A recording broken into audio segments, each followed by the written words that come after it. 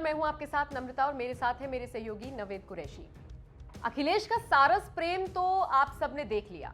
लगभग 45 दिनों में 30 से ज्यादा ट्वीट्स कर चुके हैं सारस को लेकर। लेकिन अब इसी को लेकर जो कुछ पार्टियां हैं, कुछ नेता हैं, वो उन पर तंज कस रही हैं। जैसे कि AIMIM के नेता उन पर तंज कसते हुए नजर आए हैं। उन्होंने कहा कि अगर इतना ही प्यार, इतनी ही मोहब्बत आपने आजम खान के लिए दिखाई होती तो उनकी सदस्यता बच सकती थी।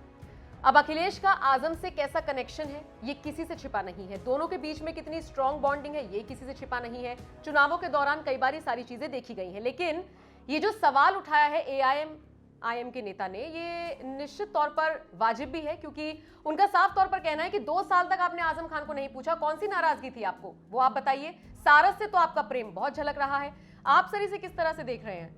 देखिए, सियासत, कोरी सियासत है इसके अंदर, और कोरी सियासत अखिलेश भी कर रहे हैं, कोरी सियासत AIMIM भी कर रही है। इसमें इन सवालों पर देखिए, पॉलिटिकल पार्टी और वोटर क्या सोचते हैं वो तो अलग बात है, लेकिन इस पर अगर सबसे अच्छे जवाब कोई दे सकता है, सबसे अच्छा जवाब दे सकता है एक तो सारस और दूसरे आजम खान। बिल्कुल, आजम खान और सारस को क्या फील हो रहा है सियासत पर, वही सबसे अच्छा बता सकते हैं। सारस को तो सर अच्छा ही लग रहा होगा ना कि अखिलेश उसके लिए आवाज उठा रहे हैं। सारस को तो पता ही नहीं है कि अखिलेश उसके लिए आवाज उठा रहे हैं, लेकिन आजम खान को भी ये पता है कि अखिलेश मेरे लिए आवाज नहीं उठा रहे हैं। और ये बात पता है, अच्छे से पता, और इसीलिए AIMIM ने जो ये वार किया है, दुखती रग पे वार किया है।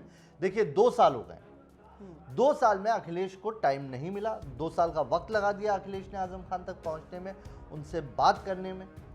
आखिर ऐसी क्या मजबूरी थी? क्या वो दूर रहना चाहते थे आजम खान, जो एक तरीके से अब देखिए ना, AIMIM ने जो सवाल खड़े किए, अभी तो ये शुरुआत है सवाल की, अभी आगे सवाल और लंबे जाएंगे। अभी सवाल लंबे क्या जाएंगे, अगला सवाल मैं आपको बताता हूँ। AIMIM जो सवाल खड़े करेगी अखिलेश पे, वो ये करेगी कि आप अपनी पार्टी को किस तरफ लेके जा रहे हैं, क्लियर करें।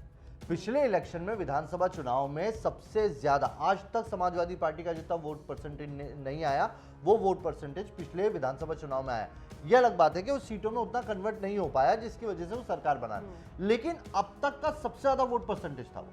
लेकिन उस वोट परसेंटेज में भी जो उनका कोर वोटर था, यादव छिटक गया उनसे, मुसलमान नहीं छिटके। लेकिन उसके बावजूद ये सवाल इससे पहले उठाया था, तब जब विधान परिषद के अंदर एंट्री कराई जा रही थी, तब अखिलेश ने अपनी पार्टी से सिर्फ 1 या 2 मुसलमानों को भेजा विधान परिषद, बाकी सब यादवों को भेजा। तब AIMIM ने सवाल खड़े किए थे मुसलमानों से कि आप इस पार्टी के साथ जा रहे हैं, जो पार्टी आपको किस तरीके से ट्रीट कर रही है, देख लीजिए। अब फिर से आजम खान को लेकर सवाल खड़े किए।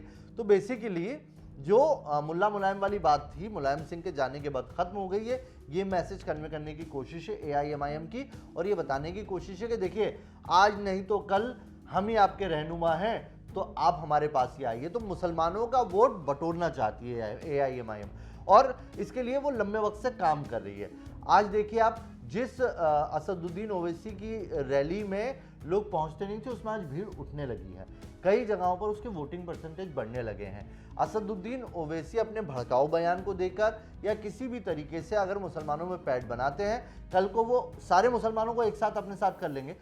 तो वो जो चाह रहे हैं, आज जैसे बीजेपी ने बता दिया है कि उन्हें मुसलमानों के वोटों की जरूरत नहीं है, असदुद्दीन ओवैसी ये कहते हैं कि हमें हिंदुओं की जरूरत नहीं है। वो वही राजनीति कर रहे हैं, बस आईना थोड़ा सा बदल दिया है उन्होंने।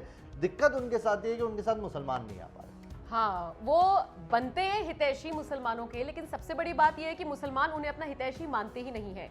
कई चुनावों की कवरेज के दौरान ये पाया गया है, सर्वे हुआ है कि मुसलमान इलाके में आप चले जाइए, वहां पर सीधे सीधे तौर पर ओवैसी का नाम कोई लेता ही नहीं है, इक्का दुक्का को छोड़ दिया जाए। उन्हें तो ये कहा जाता है, उनके साथ तो ये टैग लगा हुआ है कि वो बीजेपी की बी टीम है। बिल्कुल, बी टीम है। बीजेपी उनको फंडेड करती है, बीजेपी बोलती है कि तुम इन इलाकों में जाओ, असदुद्दीन ओवैसी की पार्टी वहीं, मतलब आप देखिए पूरे उत्तर प्रदेश में जहां पर मुस्लिम ज्यादा होंगे, वहां पर अपने 4 कैंडिडेट उतारेंगे, कुछ ऐसे भड़काऊ बयान देंगे, वो बयान सर्कुलेट होंगे, और उन सर्कुलेट का फायदा बीजेपी को होगा। और इसलिए कहा जाता है, दूसरी पार्टी आरोप लगाती है कि असदुद्दीन ओवैसी जो है वो बीजेपी की बी टीम है। लेकिन हाँ, अखिलेश को यहां पर जवाब देना होगा कि सारस, जिसके लिए उन्होंने इतना कैंपेन चला दिया, 30 से ज्यादा ट्वीट कर दिए, वही सारस, जो सारस क्या है, सारस प्रेम का पक्षी है। एक ऐसा पक्षी होता है जो जोड़े में रहता है, अगर एक पक्षी मर जाता है तो दूसरा उसको अपने आप को खुद सुसाइड कर लेता है। सारस की टेंडेंसी होती है।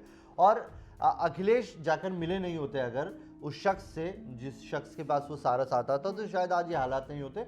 और शायद ये बात अखिलेश को कहीं ना कहीं खटक रही है। अखिलेश गए, उनसे मिले, एक ट्वीट किया, उसके 2 दिन बाद वन विभाग की टीम आई, सारस को लेकर चली गई। तो अखिलेश को मौका मिल गया कि मेरी मिलने की वजह से सारस चला गया। अखिलेश ने 2 ट्वीट और किए, उससे चीजें और बिगड़ गई। अब बिगड़ तो गई चीजें, फिर बाद में सारस उड़ गया। तो अखिलेश इस पूरे सिनेरियो को पॉलिटिकल माइलेज देने की कोशिश कर रहे हैं कि देखिए आप किस तरीके से सारस को लेकर मतलब जानवरों के लिए भी ये सरकार अच्छा रवैया नहीं रखती है। अखिलेश उस तरीके से लेके जाने की कोशिश करें। और इसी पर AIMIM के जो नेता थे, जो प्रवक्ता थे, जिन्होंने ये वार किया, ये बिल्कुल सटीक वार बैठा है कि आजम खान जेल में, आजम खान के बेटे की सदस्यता चली जाती है। आजम खान इतने वक्त तक जेल में रहते हैं। जब पिछला विधानसभा चुनाव था तब भी अखिलेश आजम खान के लेकर एक बयान नहीं देते हैं। अखिलेश आजम खान की टिकट को लेकर कोई भी खुलासा नहीं करते। अंदर खाने बात हो रही हो तो हमें नहीं पता, लेकिन किसी भी मंच से उन्होंने आजम खान या आजम खान के किसी भी परिवार वाले से दूरी रखी। इस दूरी की वजह क्या? लेकिन क्या डर था उन्हें कि मुसलमानों को साथ में लाने की वजह से ब्राह्मण या दूसरे हिंदू वोटर खिसक जाएंगे? क्या यादव खिसक जाएगा? यादव जो हिंदू हो रहा है वो और हिंदू हो जाएगा और मुसलमान को इसलिए मंच पे खड़ा नहीं करना है। तो अगर आपको मुसलमानों के वोट चाहिए तो मुसलमानों को कम से कम अपने साथ तो खड़ा रखिए, यही कह रहा है AIMIM। लेकिन आजम के नाम पर कई बार अखिलेश योगी को तो घेरते हुए नजर आए हैं कि फर्जी मुकदमों में फंसा रहे हैं, ऐसा कुछ नहीं है। कई इंटरव्यूज में 2 बोला साल लगे, यही तो आरोप लगाया जा रहा है।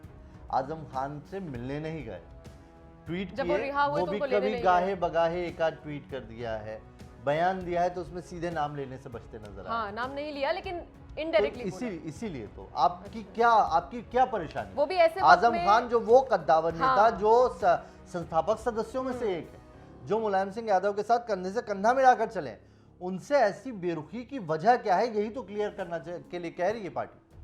तो अब आप बताइए, जिस तरीके से अखिलेश इस पूरे मामले का राजनीतिकरण कर रही हैं या फिर आजम पर खुले तौर पर कुछ भी बोलने से बच रही हैं, इसके पीछे की उनकी सोच को आप किस तरह से देखते हैं? कमेंट करके जरूर बताएं। पकड़ के अपने घर लेकर आए तो उसका इलाज किए, 1-1.5 महीने लग गया उसका पैर सही करने में। घर में जैसे देसी इलाज होता है, कुछ बांध के, कपड़े सपड़े से बांध के और बांस की फर्ची टाइप की काट के कपड़े से बांध के उसके ऊपर से टेप सेप लगा के वैसे हमने कर लिया उसको। धीरे धीरे जब उसका पैर सही हो गया तो हम सोचे कि उड़ के जंगल में चला जाए, क्योंकि जंगली पक्षी है और यहाँ रुकेगा नहीं। जब पहले दिन ही उड़ के गए जो है तो हम सोचे कि आज चला गया, अब नहीं आएंगे, पर शाम को फिर वापस आ गया। इसी तरह दूसरे दिन ऐसे चलते रहा, धीरे धीरे मेरे साथ रहने लगा। तो इतना साथ रहने लगा कि एक ही थाली में खाता है मेरे साथ। मैं नहाने जाता हूँ तो बाथरूम के बाहर खड़ा रहता है, मैं बाजार जाता हूँ तो मेरे साथ उड़ के बाजार जाता है, मैं जब वापस आता हूँ वापस आता, मतलब हमेशा मेरे साथ रहता है। मगर हमको जैसे कहीं चुप आके जाना, कहीं दूर जाना है तो हमको चुपके से निकलना पड़ता है। अपनी बाइक किसी दूसरे से मंगवा लेते हैं, उसके बाद हम पीछे वाले दरवाजे से अपने निकल के रोड पे जाके बाइक लेके चले जाते हैं, इसको पता नहीं चलता।